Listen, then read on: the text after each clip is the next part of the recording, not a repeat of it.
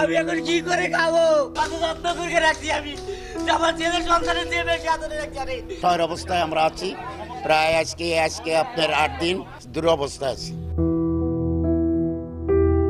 ডিপোতে পড়ে আছে সারি সারি বাস, তবে আগুনে পুড়ে তা ব্যবহার অনুপযোগী।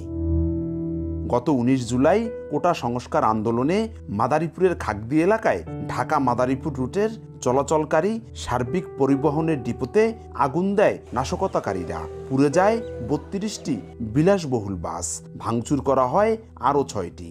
একই সময়ে ডিপোর পাশের সার্বিক ফিলিং স্টেশনেও ভাঙচুর ও লুটপাট করে দুষ্কৃতিকারীরা। এতে কর্মহীন হয়ে পড়েছেন 5 শতাধিক শ্রমিক কর্মচারী। বন্ধ হয়ে গেছে তাদের আয়ের উৎস।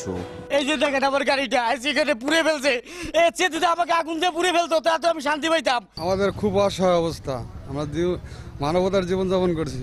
ওরা আমাদের অনেক ড্রাইভারে মাথায় কোপ দিছে, পায়ে কোপ দিছে, গ্লাস মারছে।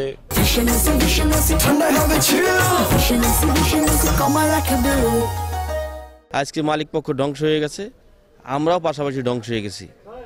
আজকে আমাদের রুটি রুজি যে হবে সেই আশা আমাদের নাই। দুর্বৃত্তরা আমাদের এই গাড়িগুলো পুরাই দিছে, আমরা শত শত শ্রমিক বেকার হয়ে বসে আছি, আমাদের ঘরের চাউল ডাল নাই।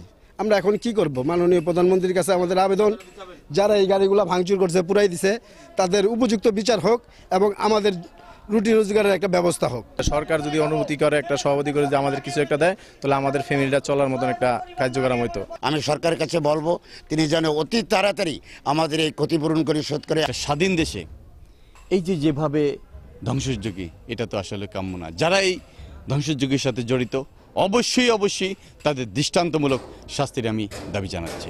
এই ঘটনায় প্রায় 30 কোটি টাকার ক্ষতি হয়েছে বলে দাবি করেছেন সংশ্লিষ্টরা। নাশকতাকারীদের শনাক্ত করে আইনের আওতায় আনার পাশাপাশি সরকারি সহযোগিতার দাবি তাদের। 32টা গাড়ি পোড়ানোর ফলে প্রায় আমাদের 500-র অধিক শ্রমিক বেকার হয়ে পড়েছে। আমরা চাই সরকার সহযোগিতা করুক এবং এই 500 শ্রমিকের কর্মসংস্থান হোক। দ্রুত সরকার এটা ব্যবস্থা নিক। যারা ঘটনার সাথে জড়িত, আমার আইন শৃঙ্খলা বাহিনীর কাছে অনুরোধ, তারা তাদেরকে শনাক্ত করে আইনের আওতায় এনে বিচার করুক। নাশকতার ঘটনায় সার্বিক ফিলিং স্টেশনের ম্যানেজার শাহিন মিয়া বাদী হয়ে সদর মডেল থানায় 158 জনের নাম উল্লেখ সহ অজ্ঞাত আরও 3 থেকে 400 জনের বিরুদ্ধে মামলা করেছেন। এখন পর্যন্ত এই মামলায় গ্রেপ্তার করা হয়েছে 6 জনকে। ছাত্র আন্দোলনে ঢুকে নাশকতাকারীদের দেওয়া আগুনে পুড়ে ছাই বিলাসবহুল বাস। এমন ধ্বংসযজ্ঞ আগে কখনো দেখেনি জেলাবাসী। এই ঘটনায় জড়িতদের দৃষ্টান্তমূলক শাস্তির দাবি জানিয়েছে পরিবহন সংশ্লিষ্টরা। সঞ্জয় কর্মকার, অভিজিৎ, সময় সংবাদ, মাদারীপুর।